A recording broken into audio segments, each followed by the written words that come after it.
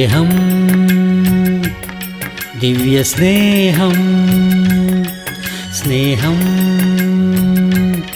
ദിവ്യസ്നേഹം. വെളിപ്പാട് പുസ്തകം 2-ാമത്തെ അധ്യായം 1 മുതലുള്ള വാക്യങ്ങൾ വായിക്കാം. എഫെസോസിലുള്ള സഭയുടെ ദൂതന് എഴുതുക. 7 നക്ഷത്രം വലങ്കയിൽ പിടിച്ചും കൊണ്ട് 7 പൊൻ നിലവിളക്കുകളുടെ നടുവിൽ നടക്കുന്നവൻ അരുളി ചെയ്യുന്നത്: ഞാൻ നിന്റെ പ്രവൃത്തിയും പ്രയത്നവും സഹിഷ്ണുതയും കൊള്ളരുതാത്തവരെ, നിനക്ക് സഹിച്ചുകൂടാത്തതും. വഴക്ക് പറയുകയാണോ പുകഴ്ത്തുകയാണോ? പുകഴ്ത്തുകയാണല്ലോ. ഏതെങ്കിലും വിഷയത്തിൽ നിങ്ങളെ ആരെങ്കിലും ശാസിച്ചാൽ നിങ്ങളിൽ യാതൊരു നന്മയുമില്ലെന്നാണോ അർത്ഥം? ഇത്രയൊക്കെ പറഞ്ഞിട്ടൊരു വാക്യം പറഞ്ഞിരിക്കുന്നു. 4-ാമത്തെ വാക്യം: എങ്കിലും നിന്റെ ആദ്യ സ്നേഹം വിട്ടുകളഞ്ഞു എന്ന ഒരു കുറ്റം നിന്നെക്കുറിച്ച് പറവാനുണ്ട്. എങ്കിലും നിന്റെ ആദ്യ സ്നേഹം കുറഞ്ഞു പോയിരിക്കുന്നു എന്നൊരു കുറവ് കാണുന്നു എന്ന് പറയുമ്പോൾ അവൻ മോശക്കാരനാണ് എന്നാണോ അർത്ഥം? നിന്റെ ക്രിയകൾ ഞാൻ അറിയുന്നു, നിന്റെ പ്രവൃത്തി ഞാൻ അറിയുന്നു. നിന്റെ ഒരു കുറവ് പറയാനുണ്ട്. അതെന്താണ്? ഉള്ളതുപോലെ തന്നെ പറയണം. നല്ലതുണ്ടെങ്കിൽ നല്ലത്, ദോഷമുണ്ടെങ്കിൽ ഏതാണെങ്കിലും അംഗീകരിക്കുവാനായിട്ട് ദൈവത്തിൻ്റെ മക്കൾ. അയ്യോ, അതിന് തന്നെയാണ് ഇത്രയും സമയം ആലോചിക്കുന്നത്. ആർ തയ്യാറായിരിക്കണം? ഞാനോ നിങ്ങളോ? നീ ഒരുക്കമാണെന്നോ? ഇന്ന് ആളുകളെല്ലാവരും പറയാറുണ്ട്, നീ അത് തയ്യാറാകണം, നിന്റെ പ്രവൃത്തി ഞാൻ അറിയുന്നു. പൗലോസ് ശീലിച്ചു പ്രവർത്തിക്കുവാൻ, കഷ്ടപ്പെടുവാനായിട്ട്. നമ്മെ എല്ലാവരെയും കർത്താവ് അവൻ്റെ വേല ചെയ്യുന്നതിന് വേണ്ടി തിരഞ്ഞെടുത്തവരാണ്.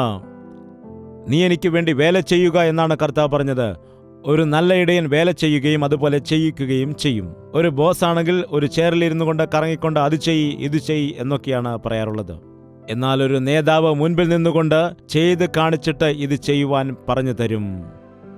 കർത്താവ് ഇന്നത് ചെയ്യുവാൻ എന്നോട് പറഞ്ഞിരിക്കുന്നു, അതുകൊണ്ട് നമുക്കിത് ചെയ്യാം എന്ന് പറഞ്ഞ് എല്ലാവരും ചേർന്ന് ചെയ്യും. ആദ്യം മുതലേ ഈ സഭയിൽ അതാണ് പഠിപ്പിച്ചു വന്നിരുന്നത്. ഇതൊരിക്കലും ഒരു 1 man ഷോ അല്ല. ഇവിടെ എല്ലാവർക്കും ഉത്തരവാദിത്തമുണ്ട്, എല്ലാവർക്കും താലന്തുകളുണ്ട്. ചിലർ മറഞ്ഞിരിക്കുകയായിരിക്കും ചെയ്യുന്നത്, ചിലർ എല്ലാവരുടെയും മുൻപിൽ വന്നിട്ട് ദൈവത്തിനു വേണ്ടി പ്രയോജനപ്പെടും. ചിലർ കുറച്ചുനാളായിരിക്കും ഉപയോഗിക്കപ്പെടുന്നത്. വരൂ ദൈവത്തിന് വേണ്ടി നിൽക്കുമെന്ന് പറയുമ്പോൾ അവിടെ ഇരിക്കാൻ പറയുമ്പോൾ ദുഃഖിക്കുന്നു. വരാൻ പറഞ്ഞപ്പോൾ സന്തോഷത്തോടെ വന്നു, പോകാൻ പറഞ്ഞപ്പോൾ എന്തുകൊണ്ട് സന്തോഷത്തോടെ പോയി അവിടെ ഇരിക്കുന്നില്ല? നമ്മെ ഉയർത്തുന്നവൻ അവനാണല്ലോ. നമ്മെ താഴ്ത്തുന്നത് ആരാണ്? ദൈവദാസനാണോ? അത് കർത്താവാണ്. ദൈവസഭയിൽ ഈ ഭിന്ന അഭിപ്രായങ്ങൾ, അതുപോലെ തന്നെ കുറ്റപ്പെടുത്തലുകളും പരാതികളും അന്ത്യകാലത്ത് പിശാചു കൊണ്ടുവരുന്ന തന്ത്രങ്ങളാണ്. ദുരുപദേശങ്ങളെ പ്രസംഗിക്കാനിടയാകുന്നു. എല്ലാം അറിയാവുന്നവരാണ്, എല്ലാം പഠിച്ച ആളുകളാണ്. നിന്റെ പ്രവൃത്തി ഞാൻ അറിയുന്നു. നീ ദൈവത്തിന് വേണ്ടി ഒരുപാട് കാര്യങ്ങൾ ചെയ്തിട്ടുണ്ട്. ചെയ്തില്ല എന്ന് ഞാൻ പറയുന്നില്ല, നീ ചെയ്തിട്ടുണ്ട്. നീ കഷ്ടപ്പെട്ടു. നീ ഒരുപാട് ദൈവവേലയ്ക്ക് വേണ്ടി കഷ്ടപ്പെടുവാനിടയായി. ഒരുപാട് കാലമായിട്ട് ദൈവദാസന്മാരെ നീ സഹായിക്കുന്നു, പ്രയത്നിക്കുന്നുണ്ട്. ദൈവദാസന്മാരോടൊപ്പം രാവും പകലും അധ്വാനിച്ചു. ദൈവത്തിൻ്റെ ആലയത്തിൽ ശുശ്രൂഷകൾ ചെയ്തു. ആലയത്തിൻ്റെ പണികളിലെല്ലാം സഹായിച്ചു. എനിക്കറിയാം, ഞാനാണ് നിനക്ക് പ്രതിഫലം നൽകുന്നത്. ദൈവദാസനല്ല നൽകുന്നത്, പാസ്റ്റർമാരല്ല നൽകുന്നത്. കർത്താവിനു വേണ്ടി അനുഭവിക്കുന്ന എല്ലാ കഷ്ടതകൾക്കും പ്രതിഫലമുണ്ട്. നാം ചെയ്യുന്നതായ നന്മപ്രവൃത്തികൾ മറന്നുപോകുന്നതായ ദൈവം അല്ല, നമ്മുടെ കണ്ണുനീരിനെ കാണുന്നവനാണ്. നീ ഒരു ഗ്ലാസ് പച്ചവെള്ളം കൊടുത്താലും അതിന് പ്രതിഫലം നൽകുമെന്ന് പറഞ്ഞ കർത്താവ് നീ ചെയ്യുന്ന പ്രവൃത്തികൾക്ക് പ്രതിഫലം നൽകില്ലേ? കർത്താവ് നൽകുന്ന പ്രതിഫലത്തിന് വേണ്ടി നാം കാക്കണം. മോശയെ എന്തുകൊണ്ടാണ് വാഗ്ദത്ത ദേശത്തിലേക്ക് കൊണ്ടുപോകാതിരുന്നത് എന്ന് പലപ്പോഴും ഞാൻ കർത്താവിനോട് ചോദിക്കാറുള്ള കാര്യമാണ്. ഒരു വാക്ക് പറഞ്ഞതുകൊണ്ട് മാത്രമാണ് കർത്താവേ അത്രത്തോളം കഷ്ടപ്പെട്ട ഒരു ദൈവദാസനെ നീ തടഞ്ഞതെന്ന്. യഥാർത്ഥ വിഷയം എന്താണെന്ന് വെച്ചാൽ, ദൈവം എനിക്ക് വെളിപ്പെടുത്തി തന്നത് എന്താണെന്ന് വെച്ചാൽ, മോശ വാഗ്ദത്ത ദേശത്ത് ചെന്നിട്ട് മരിച്ചിരുന്നുവെങ്കിൽ എല്ലാവരും അവനെ പുകഴ്ത്തി, മോശ നേതാവായിട്ട് ഞങ്ങളെ ഇവിടെ കൊണ്ടുവന്നു എന്ന് പറഞ്ഞ് അവനെ ആരാധിക്കുമായിരുന്നു, അവനെ പുകഴ്ത്തുമായിരുന്നു. അങ്ങനെ എല്ലാവരും അവനെ പുകഴ്ത്തുന്ന സമയത്ത്, പിന്നെ സ്വർഗത്തിൽ വരുന്ന സമയത്ത് അവന് പുകഴ്ത്തലുകൾ എവിടെയാണ് ലഭിക്കുന്നത്? അതുകൊണ്ട് ഇവർ നൽകുന്ന നിസ്സാരമായ പുകഴ്ത്തലുകൾക്ക് വേണ്ടി നീ നോക്കണ്ട, നിന്റെ കാര്യം ഞാനാണ് നോക്കുന്നത് എന്ന് പറഞ്ഞ് നീ 40 വർഷം കഷ്ടത അനുഭവിച്ചതിന് പ്രതിഫലം ഞാൻ തന്നെ നിനക്ക് നൽകാമെന്ന് പറയാനിടയായി. ചിലർ പറയും എല്ലാ പണികളും എന്നെക്കൊണ്ടാണ് ചെയ്യിക്കുന്നത്. അപ്പോൾ ഞാൻ പറഞ്ഞു, ചെയ്യുന്നവനോടല്ലേ പറയുന്നത്, അല്ലാതെ ചെയ്യാത്തവനോട് പറയുകയില്ലല്ലോ. ഏൽപ്പിച്ച പണി ചെയ്താൽ വീണ്ടും അടുത്ത പണി നൽകും, എന്നാൽ നീ ചെയ്തില്ലെങ്കിൽ അടുത്ത പണി പറയുകയില്ല. ശരിയല്ലേ? അങ്ങനെ എല്ലാ പണികളും നിന്നോട് പറയുന്നുവെന്ന് നീ പരാതിപ്പെടുന്നുണ്ടെങ്കിൽ ദൈവം നിന്നെ അത്രത്തോളം സ്നേഹിക്കുന്നുണ്ടെന്നാണ് അർത്ഥം. ദൈവം നിനക്ക് അത്രത്തോളം പ്രതിഫലം നൽകും. ഞാൻ നിന്റെ പ്രവൃത്തി അറിയുന്നു, ഞാൻ നിന്റെ സഹിഷ്ണുത അറിയുന്നു. എത്ര കഷ്ടത അനുഭവിച്ചുകൊണ്ടാണ് വേല ചെയ്യുന്നതെന്നറിയാമോ? എത്ര ബുദ്ധിമുട്ടുകൾ അനുഭവിച്ചുകൊണ്ടാണ് വേല മുമ്പോട്ട് കൊണ്ടുപോകുന്നത് എന്നറിയാമോ?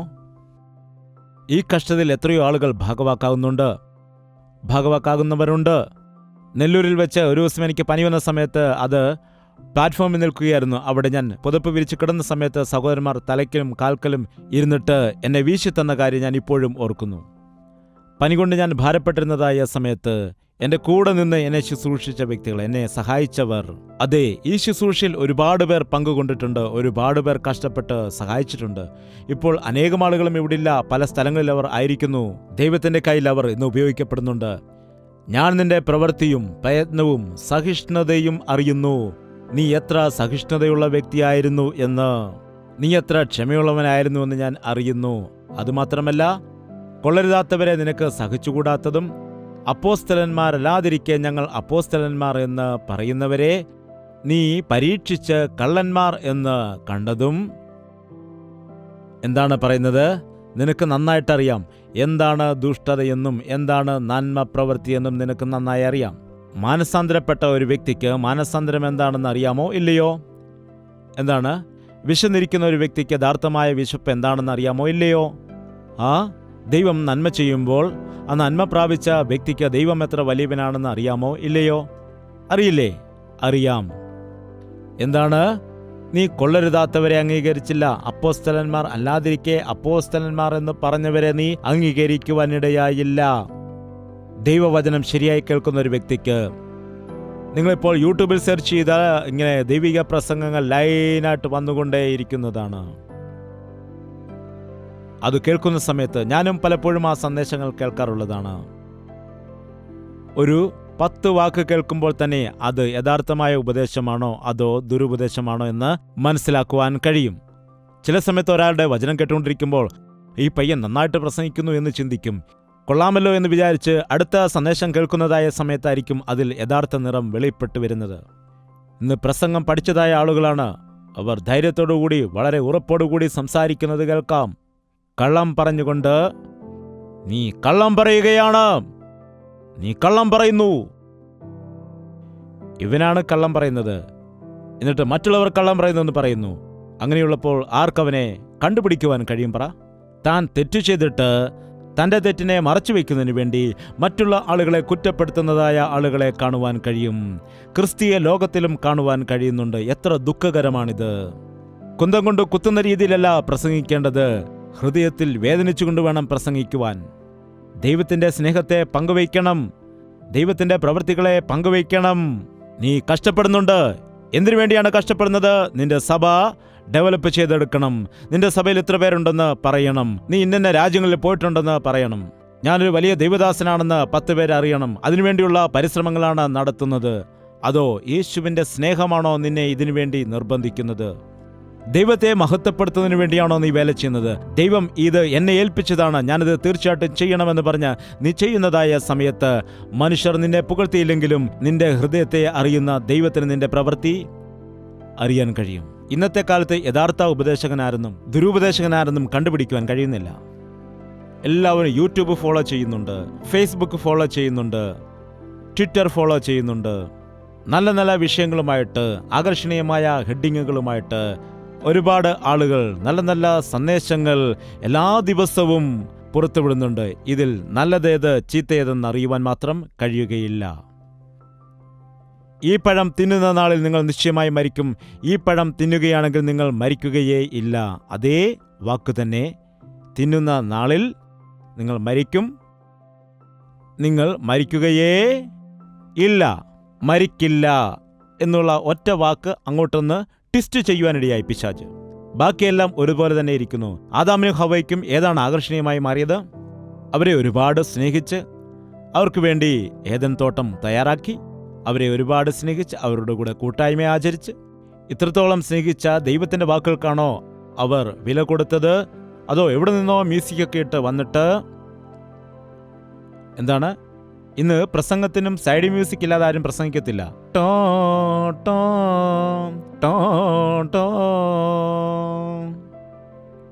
പ്രസംഗിക്കുന്നതിന് വേണ്ടി ഇവിടെ മ്യൂസിക്കിന് വേണ്ടി കാത്തിരിക്കുകയാണ്.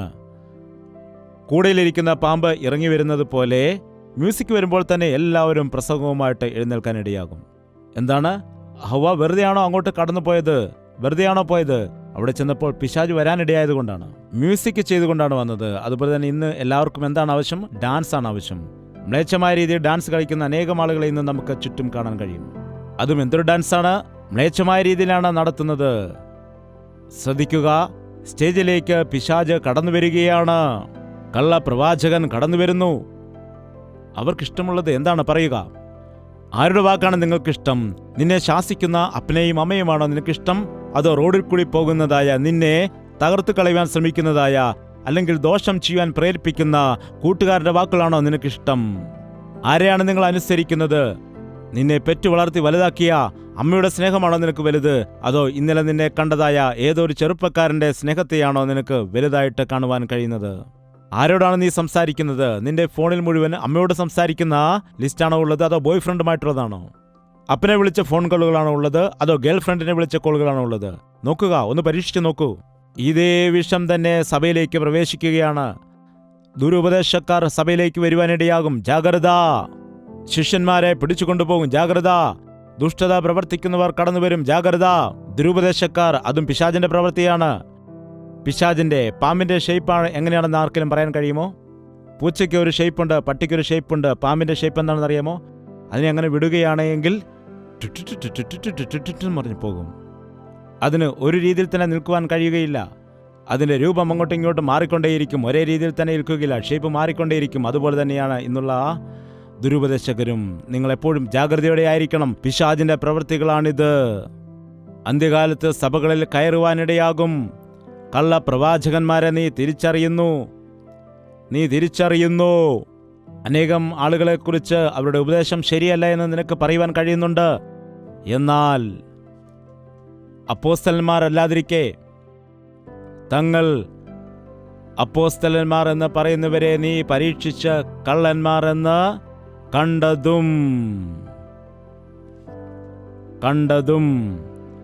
മദ്യം കുടിക്കുകയാണെങ്കിൽ സുബോധം നഷ്ടപ്പെടുമെന്ന് കണ്ടുപിടിച്ചിട്ടുണ്ട്. അത് നിനക്ക് അറിയാം. ലഹരി ഉണ്ടാകുമെന്നറിയാം. എന്നിട്ട് സന്ധിക്ക് പോയി മദ്യപിക്കും. പറയുക, മദ്യപിക്കുന്ന എല്ലാവർക്കും അത് നല്ല ശീലമല്ലെന്നറിയാമല്ലോ. അതുകൊണ്ട് നന്മയില്ലെന്നറിയാമല്ലോ. അതുകൊണ്ട് ദോഷം മാത്രമാണ് ഉണ്ടാകുന്നറിയാമല്ലോ. എന്നാലും എന്ത് ചെയ്യുന്നു? എന്തിനാണ് കുടിക്കുന്നത്? ഒരാളോട് ചോദിച്ചപ്പോൾ പറയുകയാണ്, എൻ്റെ കൂട്ടുകാരനെ മാറ്റാൻ വേണ്ടിയാണ് കുടിച്ചതെന്ന്. എന്തിനാണ് കുടിച്ചത്? ഫ്രണ്ടിനെ മാറ്റിയെടുക്കുവാൻ, അവനെ ചർച്ചിലേക്ക് കൊണ്ടുവരുവാൻ, അവനുമായിട്ട് കൂടിയിരുന്ന് മദ്യപിച്ച് എന്ന് പറയുന്നു. അവനെ മാനസാന്തരപ്പെടുത്തി ചർച്ചിൽ കൊണ്ടുവരാൻ വേണ്ടി. എന്താണിത്? ഇന്ന് അതേ പ്രശ്നമാണുള്ളത്. ദുരുപദേശങ്ങൾ കേട്ടിട്ട് ദുരുപദേശകന്മാരെ നേരാക്കിയെടുക്കാമെന്ന് പറഞ്ഞിട്ട്, ചീച്ചി ഈ ഉപദേശം ശരിയല്ല, ഈ ഉപദേശം ഒരിക്കലും ശരിയല്ല, നോക്കട്ടെ, കേൾക്കട്ടെ, കൊള്ളാമല്ലോ, ഈ ഉപദേശമാണ് നല്ലത്. അപ്പോഴേക്കും ബ്രെയിൻ വാഷ് ആയിരിക്കുന്നു. എന്താണ്? നിനക്കറിയാം, ആത്മീയ വിഷയങ്ങളെല്ലാം വ്യക്തമായിട്ടറിയാം. ഈ കൂട്ടായ്മയിലായിരിക്കുന്നവർക്കെല്ലാം പ്രാർത്ഥനയുടെ ശക്തി എന്താണെന്നറിയാവുന്നവരാണ്. വചനത്തിൻ്റെ സാരാംശം അറിയാം. മാനസാന്തരപ്പെടണമെന്നുള്ള വിഷയങ്ങൾ അറിയാം. എല്ലാം അറിയാം. ശരി, ഇനിയും വായിക്കുക.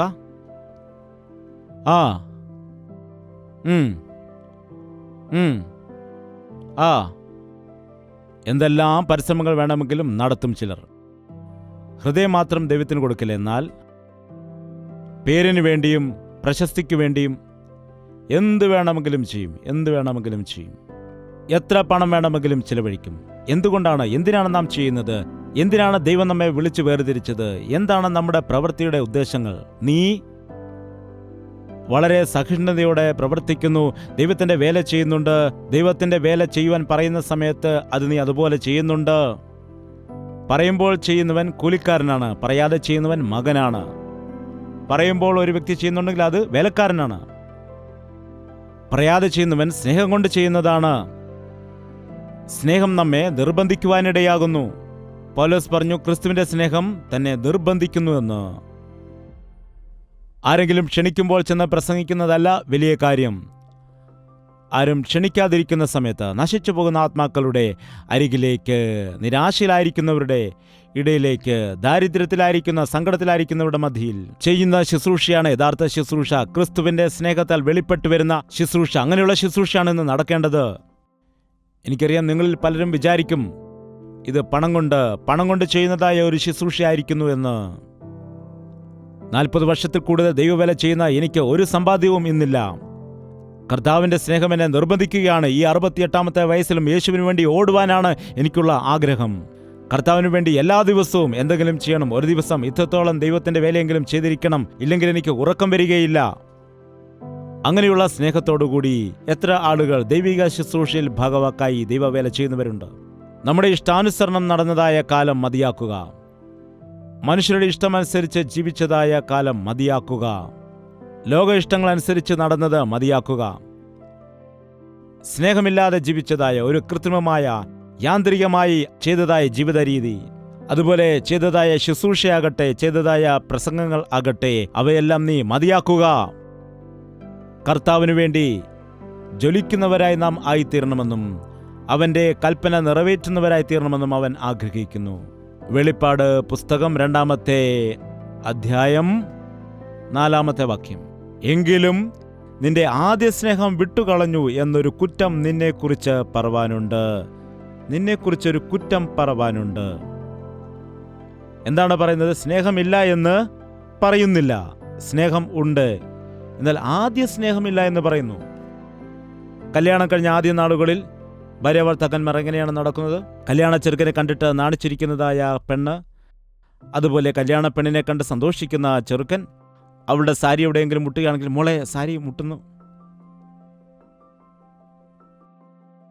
എന്നാൽ 3 മാസം കഴിഞ്ഞിട്ട് സാരി തട്ടുന്ന കാര്യം പോകട്ടെ, മനുഷ്യൻ തലയും കുത്തി വീണാലും വീണോ, എഴുന്നേക്ക്, എന്തുപറ്റി? അതുപോലെ ആദ്യത്തെ കുഞ്ഞ് ജനിക്കുന്നതായ സമയത്ത് നിങ്ങൾക്കൊരു ആൺകുഞ്ഞ് ജനിച്ചിരിക്കുന്നു എന്ന് പറയുന്നത് കേൾക്കുമ്പോൾ എത്രമാത്രം സന്തോഷമുണ്ടാകുന്നു എന്നറിയാൻ കഴിയുന്നുണ്ടോ? എത്രത്തോളം ആഹ്ലാദമാണ് നിങ്ങൾക്കുണ്ടാകുന്നത്? കുഞ്ഞിനുള്ള കളിപ്പാട്ടങ്ങളും അതുമെല്ലാം വാങ്ങിച്ചു കൊണ്ടുവരാനിടയാകും. തൊട്ടിലൊക്കെ നേരത്തെ വാങ്ങിവെക്കാനിടയാകും. വസ്ത്രങ്ങളും കളിപ്പാട്ടങ്ങളും എല്ലാം അങ്ങനെ വളരെ ബഹളമായിരിക്കും. പിന്നെ 2ാമത്തെ കുഞ്ഞ് ജനിക്കും. ജനിച്ചോ? ഇപ്പം ഇതൊക്കെ എവിടെ പോയി വാങ്ങാനാ? എവിടുന്നാ വസ്ത്രമൊക്കെ മേടിക്കാൻ വേണ്ടി എൻ്റെ കാശ്? ഒരു കാര്യം ചെയ്യുക, മൂത്ത കുഞ്ഞിൻ്റെ തുണിയൊക്കെ അവിടെ ഇരിപ്പുണ്ടല്ലോ, അത് തന്നെ ഇട്ടാൽ മതി. പുതിയ വസ്ത്രം ഇപ്പോൾ ആര് വാങ്ങും? ഇനി 3ാമത്തെ ഒരാൾ കൂടെ ജനിക്കുകയാണെങ്കിൽ അവൻ്റെ കാര്യം ഇതുപോലെ തന്നെയാണ്. എന്താണ്? ആദ്യ സ്നേഹം നഷ്ടപ്പെട്ടു. യേശുവിൻ്റെ സ്നേഹം അങ്ങനെയുള്ളതല്ല. നീ അമ്മയുടെ ഉദരത്തിൽ ഉരുവായിരുന്ന സമയത്ത് നിന്നെ എങ്ങനെയാണോ സ്നേഹിച്ചത്, നീ മദ്യപിക്കുന്ന സമയത്തും നിന്നെ അതുപോലെ തന്നെ അവൻ സ്നേഹിക്കുന്നുണ്ട്. നീ അവനെ സ്നേഹിച്ചാലും നീ അവനെ സ്നേഹിച്ചില്ലെങ്കിലും അവൻ സ്നേഹിക്കും. നീ അവനെ വെറുക്കുമ്പോഴും അവൻ സ്നേഹിക്കുന്നു. അവൻ്റെ സ്നേഹം മാറില്ല, അവൻ്റെ സ്നേഹത്തിന് മാറ്റമില്ല.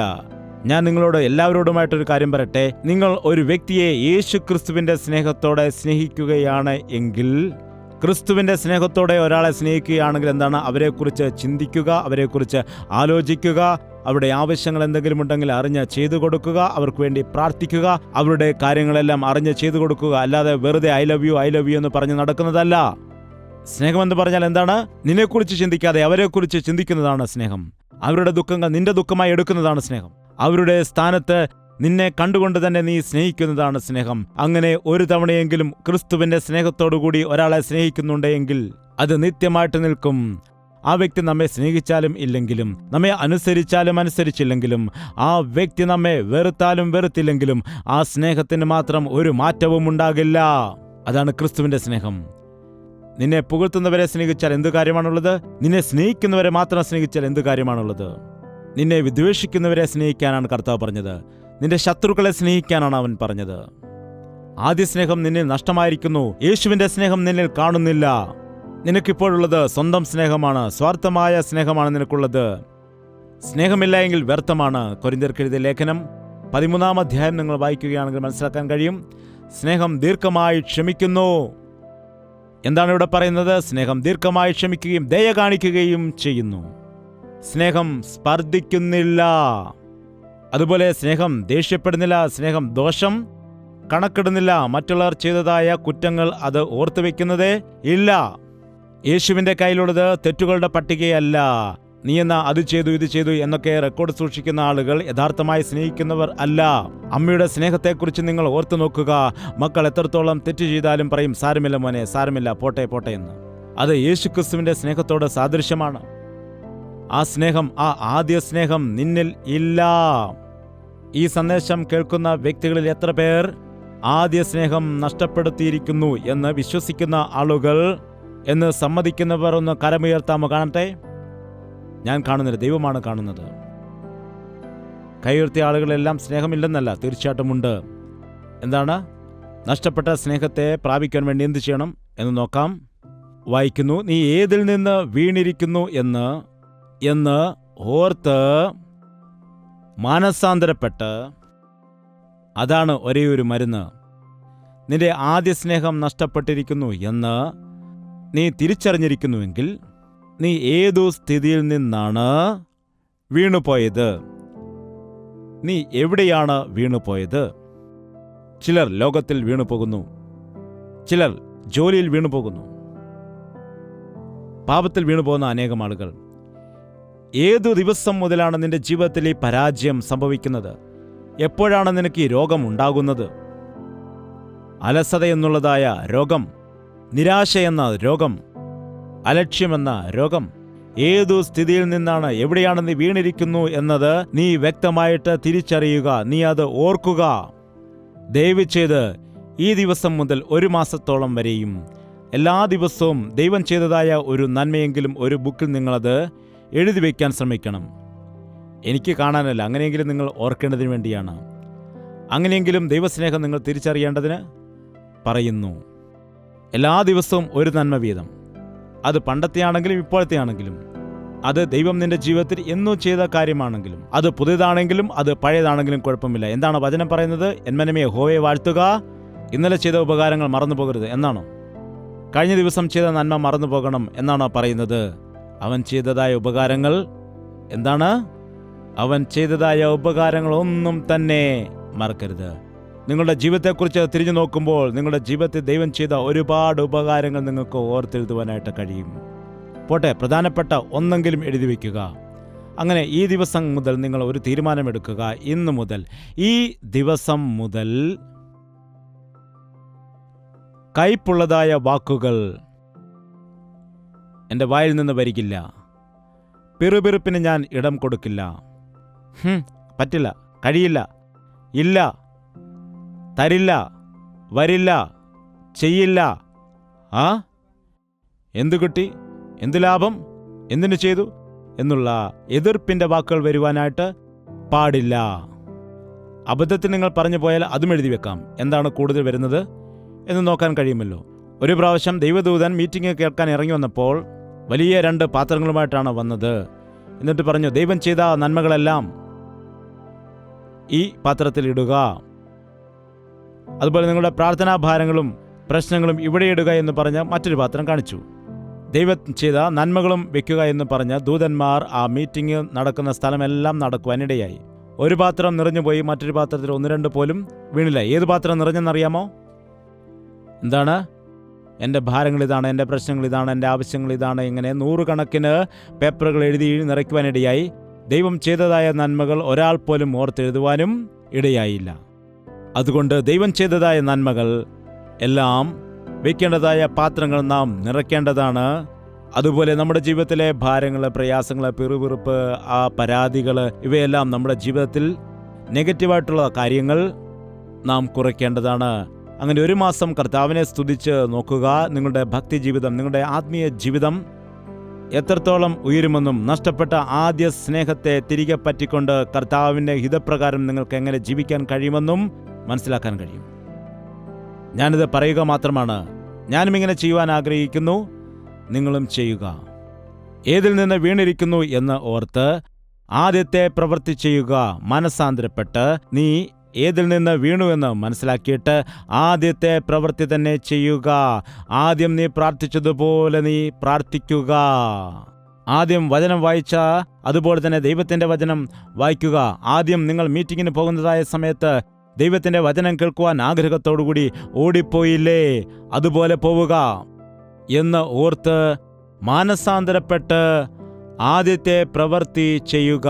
അല്ലാഞ്ഞാൽ ഞാൻ വരികയും നീ മാനസാന്തരപ്പെടാഞ്ഞാൽ നിന്റെ നിലവിളക്ക് അതിൻ്റെ നിലയിൽ നിന്ന് നീക്കുകയും ചെയ്യും.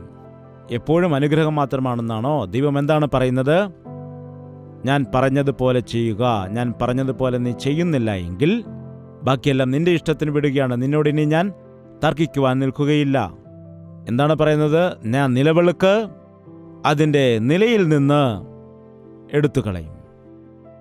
നിന്റെ വീട്ടിലെ വെളിച്ചം ഇല്ലാതാക്കുമെന്നാണ് പറയുന്നത്. പറയുക, ഒരു 30 ദിവസം നിങ്ങളുടെ വീട്ടിൽ മെയിൻ സ്വിച്ച് ഓഫ് ചെയ്ത് ഇരുട്ടിലിരുന്നാൽ എങ്ങനെയായിരിക്കും? ചിന്തിക്കൂ. ലൈറ്റില്ലാതെ നിങ്ങൾ വീട്ടിൽ തന്നെ ഇരിക്കുകയാണെന്ന് വിചാരിക്കുക. നിങ്ങളുടെ ഫോൺ പ്രവർത്തിക്കുമോ? നിങ്ങളുടെ ഫാൻ പ്രവർത്തിക്കുമോ? വീട്ടിൽ എന്താണ് ചെയ്യേണ്ടതെന്ന് നിങ്ങൾക്കറിയാമോ? ആരാണ് പോകുന്നതെന്നറിയില്ല, ആരാണ് വരുന്നതെന്നറിയില്ല, എവിടെ എന്ത് സംഭവിക്കുന്നതെന്നറിയില്ല. അപ്പോൾ നിങ്ങളുടെ ജീവിതം എന്തായിരിക്കും? നല്ലതാണെന്നാണോ വിചാരിക്കുന്നത്? കള്ളന് ഇരുട്ട് നല്ലതാണെന്നാണ് പറയുന്നത്. വ്യഭിചാരിക്ക് ഇരുട്ട് നല്ലതാണെന്നാണ് പറയുന്നു. അവൻ അന്ധകാരം ഇഷ്ടപ്പെടുകയാണ് ചെയ്യുന്നത്. കർത്താവ് ഇവിടെ എന്താണ് പറയുന്നത്? ഞാൻ വരികയും നീ മാനസാന്തരപ്പെടാഞ്ഞാൽ നിന്റെ നിലവിളക്കെടുത്തു കളയുകയും ചെയ്യും. നീ ഇരുട്ടിൽ തപ്പിത്തടയുവാൻ നിന്റെ ജീവിതത്തിന്റെ വഴി നഷ്ടപ്പെടുകയും ചെയ്യും. അവൻ വെളിച്ചം എടുത്തു മാറ്റുമ്പോൾ നമ്മുടെ മനസ്സാക്ഷി ഇരുളിൽ കിടക്കും. ഭക്തിഹീനരുടെ ജീവിതം കൂരിരുട്ടിന്റെ നടുവിൽ. നോക്കുമ്പോൾ ചുറ്റും വലിയ ഇരുട്ടാണ്. നിന്റെ കയ്യിലിരിക്കുന്ന നിലവിളക്ക് കെട്ടുപോയി. അപ്പോൾ എന്താണ് സംഭവിക്കുന്നത്? നിന്റെ ചുറ്റുപാട് നോക്കുമ്പോൾ ചുറ്റും കുറ്റാക്കുറ്റി ഇരുട്ടാണ്. അവന്റെ വെളിച്ചത്തിലാണ് നാം നടക്കുന്നത്. നീ എൻ്റെ വാക്ക് കേൾക്കുന്നില്ല എങ്കിൽ നിന്റെ വെളിച്ചം എടുത്തു മാറ്റുമെന്ന് പറയുന്നു. ഈ വർഷങ്ങളിൽ നമ്മുടെ ജീവിതത്തിൽ എന്തൊക്കെ നടക്കുമെന്ന് പറയുവാൻ നമുക്കൊരിക്കലും കഴിയുകയില്ല. അനേകം ആളുകൾ മരിക്കുന്നു, അനേക ദൈവദാസന്മാർ മരിക്കുന്നു. ഇന്ന് ഞാനും നീയും ജീവിച്ചിരിക്കുന്നുണ്ടെങ്കിൽ അതിൻ്റെ അർത്ഥം നമ്മെക്കുറിച്ച് ദൈവത്തിനൊരു പദ്ധതിയുണ്ടെന്നാണ്. നീ മാനസാന്തരപ്പെടുവാൻ അവൻ കാക്കുകയാകാം. നീ ആദ്യ സ്നേഹത്തിലേക്ക് മടങ്ങി വന്ന് ആദ്യത്തെ പ്രവൃത്തി ചെയ്യുവാൻ വേണ്ടി ദൈവം കാത്തിരിക്കുകയാവാം. എഴുന്നേറ്റ് നിൽക്കാം, പ്രാർത്ഥിക്കാം. എല്ലാവരും എഴുന്നേറ്റ് നിൽക്കാം, പ്രാർത്ഥിക്കാം. പ്രാർത്ഥന. പരിശുദ്ധനായ സ്നേഹമുള്ള പിതാവേ, ഒരിക്കൽ കൂടി ഞങ്ങളെ ദർശിക്കണമേ. സ്വർഗത്തിൽ നിന്ന് ഞങ്ങളെ കുനിഞ്ഞു നോക്കണമേ. നീ തിരഞ്ഞെടുത്തതായ നിന്റെ മക്കളെ ദർശിക്കണമേ. നിന്റെ രക്തത്താൽ കഴുകിയിരിക്കുന്ന നിന്റെ മക്കളെ നീ നോക്കണമേ. ഒരു സഭയായിട്ട് മാറ്റിയിരിക്കുന്നതായ നിന്റെ മക്കളെ നീ ദർശിക്കണമേ. ഞങ്ങളെല്ലാവരും നിന്റെ ശരീരത്തിൻ്റെ അവയവങ്ങളാകുന്നുവെന്ന്, അത് കൈയാണെങ്കിലും അത് കാലാണെങ്കിലും അത് വിരലാണെങ്കിലും അത് കണ്ണാണെങ്കിലും അത് ശരീരത്തിൽ കാണപ്പെടുന്നതായ ഭാഗമാണെങ്കിലും കാണപ്പെടാതെ മറഞ്ഞിരിക്കുന്നതായ ഭാഗമാണ് എങ്കിലും ശരീരത്തിൻ്റെ ജീവൻ നിലനിർത്തുവാൻ വേണ്ടി അവയവങ്ങൾ ഒരുമിച്ച് പ്രവർത്തിക്കുന്നത് പോലെ സഭയിലായിരിക്കുന്ന നിന്റെ മക്കൾ അവരുടെ ജീവിതത്തിൽ കൊടുത്തിരിക്കുന്ന ദൈവിക ഉത്തരവാദിത്തങ്ങളെ തിരിച്ചറിഞ്ഞ് അവ നിറവേറ്റിക്കൊണ്ട് ഒരുമിച്ച് പ്രവർത്തിക്കുവാൻ സഹായിക്കണമേ. നിന്റെ സ്നേഹത്താൽ ഞങ്ങളെ നിറയ്ക്കണമേ. സ്നേഹത്താലാണ് ഈ ശുശ്രൂഷ പണിയപ്പെട്ടത്. സ്നേഹം കൊണ്ടാണ് ഈ ശുശ്രൂഷ മുൻപോട്ട് പോകുന്നത്. ആ സ്നേഹം തന്നെ നഷ്ടപ്പെടുത്തിയാൽ ഞങ്ങളുടെ ജീവിതത്തിൽ ബാക്കി എന്താണുള്ളത്? ആദ്യ സ്നേഹത്തിലേക്ക് ഞങ്ങളെ കൊണ്ടുവരണമേ. ആദ്യ സ്നേഹത്തിലേക്ക് കൊണ്ടുവന്നാട്ടെ. പരിശുദ്ധാത്മാവിന്റെ ശക്തിയാൽ എല്ലാവരുടെയും ജീവിതത്തിലേക്ക് യേശുവിന്റെ സ്നേഹത്തെ നീ പകരണമേ. നിന്റെ വരവോളം കാത്തിരിക്കുന്ന സഭയായിട്ട്, നിന്റെ വരവിൽ എടുക്കപ്പെടുന്നവരായി നിത്യരാജ്യത്തിൽ നിന്നോടൊപ്പം വസിക്കുവാനുള്ളതായ മഹാഭാഗ്യം ഞങ്ങൾ ഈ വചനം കേൾക്കുന്ന എല്ലാ വ്യക്തികൾക്കും നൽകുമാറാകണമേ എന്ന് യേശു ക്രിസ്തുവിന്റെ നാമത്തിൽ അപേക്ഷിക്കുന്നു പിതാവേ. ആമേൻ. യേശുവേ യേശുവേ യേശുവേ യേശുവേ യേശുവേ യേശുവേ യേശുവേ യേശുവേ നിന്നെ നിന്നെ എന്നും ഞാൻ സേവിക്കും. നീ മാത്രം രാജാവെന്നും. നിന്നെ നിന്നെ എന്നും ഞാൻ സേവിക്കും. നീ മാത്രം രാജാവെന്നും. യേശുവേ യേശുവേ യേശുവേ യേശുവേ യേശുവേ യേശുവേ യേശുവേ യേശുവേ യേശുവേ യേശുവേ യേശുവേ